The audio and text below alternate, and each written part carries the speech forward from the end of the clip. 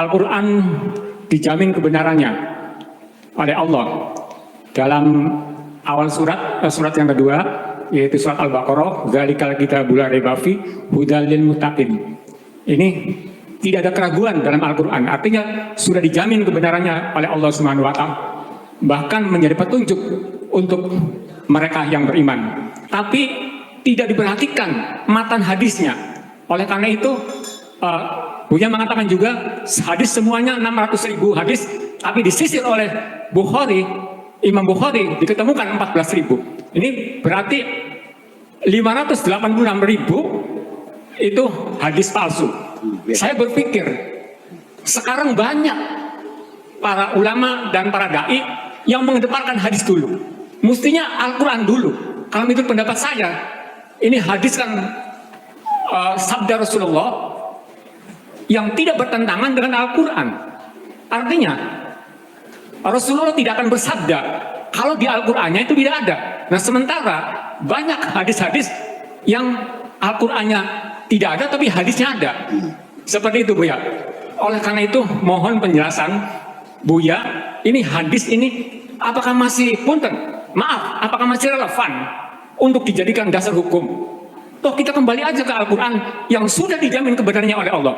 Maaf, saya bukan ingkar hadis, tapi dalam pikiran saya ini kelihatannya ini gara-gara hadis ini banyak bertentangan dengan umat Islam. Seperti itu, Buya. Karena tidak diperhatikan matan hadisnya, selalu bertentangan dengan Al-Quran.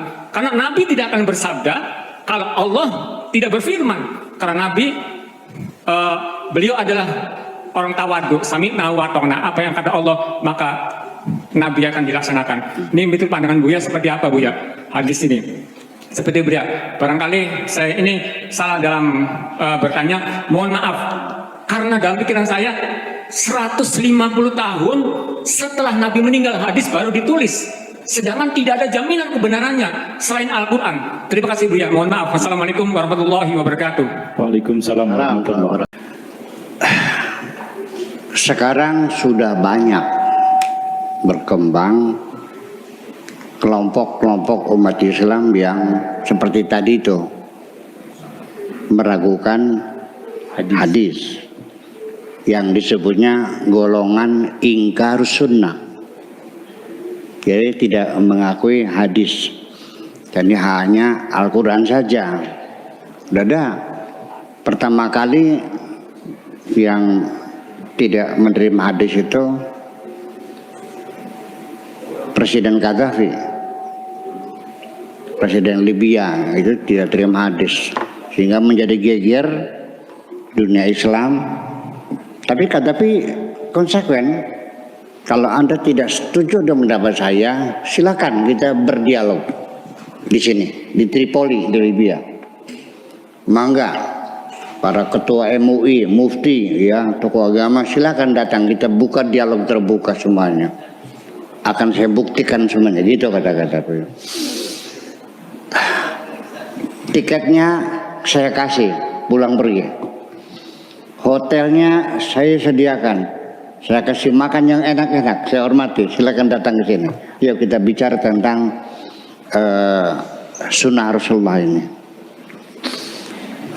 Ya artinya sampai sekarang banyak. Sekalipun waktu itu Gaddafi masih sendirian ya, tapi sekarang sudah mulai banyak yang mengingkari sunnah. Nah, pendapat saya secara subjektif tentunya ingin mengatakan apabila hadis itu kita tolak sebagai sumber hukum, sumber peradaban kita, hanya Al-Quran saja, hadis sudah dipakai, peradaban kita ambruk. Jujur aja, peradaban kita yang kita bangun ini ambruk sudah semuanya. Karena semua kajian fikih, tasawuf, segala macam semua hadis masuk ini. Kalau itu dia ditolak, ya ambruk semuanya. Ya kita bakar semua, kita kitabin semuanya. Itu menjadi persoalan. Ya, jadi artinya bagi saya bukan menolak hadis secara keseluruhan, ditolaknya semua.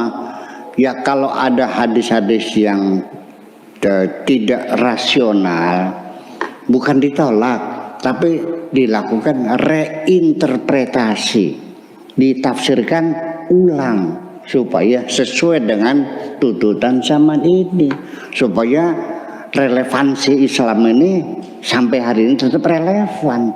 Jadi kita tafsirkan ulang begitu, seperti yang sudah saya coba untuk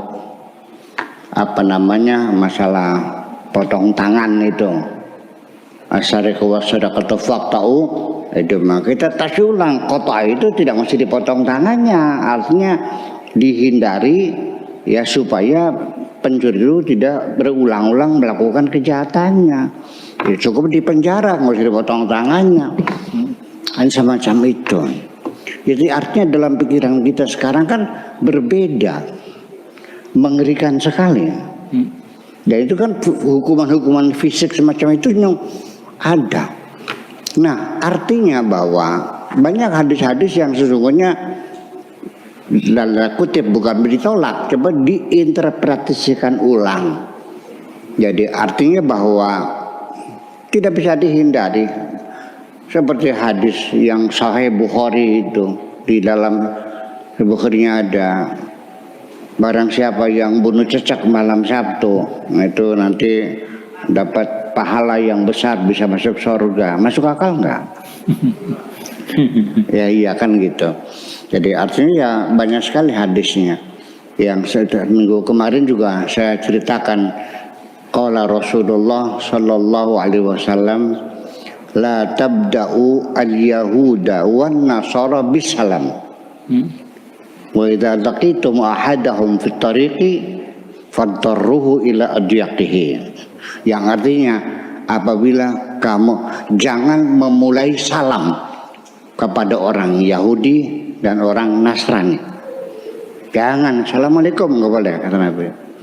Wa idza laqitu ahadahum fit tariq, bila kamu ketemu salah seorang di antara mereka Yahudi Nasrani di jalan, fatarruh ila ajaqi, dipepetin aja sekalian. Bayangkan sampai kejebur di got comberan. Anda tega melihat Nabi Anda seperti itu? Iya kan? Nah itu kita tidak menolak, coba kita tafsirkan.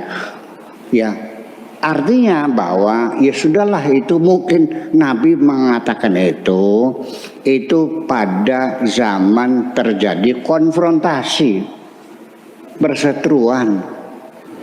Ya saya juga tidak menyalahkan para ulama dulu yang mengharamkan dasi, mengharamkan sekolah SMP, mengharamkan sekolah SMA, ya mengharamkan pakai celana, karena waktu itu sedang berkonfrontasi dalam perjuangan mengusir Belanda dari negeri ini.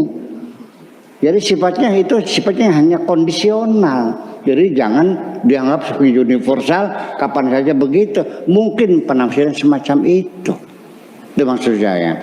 Tetapi yang dimaksudkan tadi, kenapa tidak Al-Quran dulu? Ya memang dalam kodifikasi hukum Islam, sumber hukum Islam itu disepakati para ulama, yaitu Al-Quran, As-Sunnah, Ijma' dan Qiyas. Itu 4 sumber hukum dalam Islam itu. Jadi pertama Al-Quran, kalau nggak ada ya hadis. Iya Al-Quran dulu, bukan hadis dulu, Al-Quran dulu. Nah bahkan kalau hadis bertentang Al-Quran, yang dikalahkan ya hadisnya dong. Kayak semacam itu, bukan Al-Qurannya. Nah, ijma' dan qiyas itu adalah tambahan terakhir untuk mencari hukum-hukum dengan ijma' ulama, dan qiyas yaitu analogi, ya. Jurisprudensi, kalau di dalam kita namanya jurisprudensi, suatu pengadilan yang tidak bisa menghukumi kasus tertentu karena dalam undang-undangnya tidak ada, baik undang-undang maupun peraturan maupun juknis, juklak dan sebagainya nggak ada. Tetapi ada satu keputusan pengadilan di pengadilan yang lain di Banten, di Surabaya, yang menangani kasus yang sama. Nah maka itu jurisprudensi, itu artinya mengkiaskan kasus ini dengan yang semacam ini. Maka jurisprudensi di Indonesia memang tidak mengikat ya. Kalau di negara yang Anglophone mah mengikat itu tuh. Ya, jadi harus sama. Kalau kita nggak boleh, ya boleh meniru, menyamakan dengan kasih yang lain, boleh kita independen mengambil keputusan sendiri. Jadi saya kira nggak ada masalah semacam itu mah. Tetapi saya ingatkan ketika kita menolak hadis sebagai sumber hukum Islam, maka konsekuensinya peradaban yang telah kita bangun selama 1400 tahun akan ambruk seluruhnya. Jadi ya bagaimanapun ya tidak bisa dihindari. Jadi kita hanya gerakannya yaitu adalah reinterpretasi terhadap hadis-hadis itu. Jadi artinya itu juga menunjukkan, jangan bilang tidak masuk akal. Cerita Wiralodra di Indramayu nih, sampai sekarang tidak sepakat kok. Ya, termasuk salah satunya paman saya yang pernah jadi bupati, Kiai Dasuki. Ya, Kiai Dasuki itu paman saya.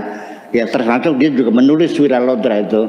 Sampai sekarang dalam seminar Wiralodra di Indramayu, kebetulan saya waktu itu tidak hadir ya, sedang ada halangan. Itu ya tidak ada kesepakatan. Iya, semacam itu. Jadi namanya sejarah. Siapa yang menulis? Ingat bahwa peradaban Arab itu belum terkenal budaya tulis menulis. Al-Quran saja dikumpulkan dari pelapa korma, dari batu, dari kulit dan sebagainya. Ya, alat tulisnya belum ada pulpen, adanya pahat sama palu, nulisnya di pelapa korma. Itulah makanya huruf Arab itu dari kanan ke kiri, karena pakai pahat, pakai palu. Kalau dari kiri kanan ya ngeladok kendas. Macam itu. Ya, jadi artinya, nah disinilah siapa yang menulis sejarah itu. Saya katakan yang menulis adalah yang menang.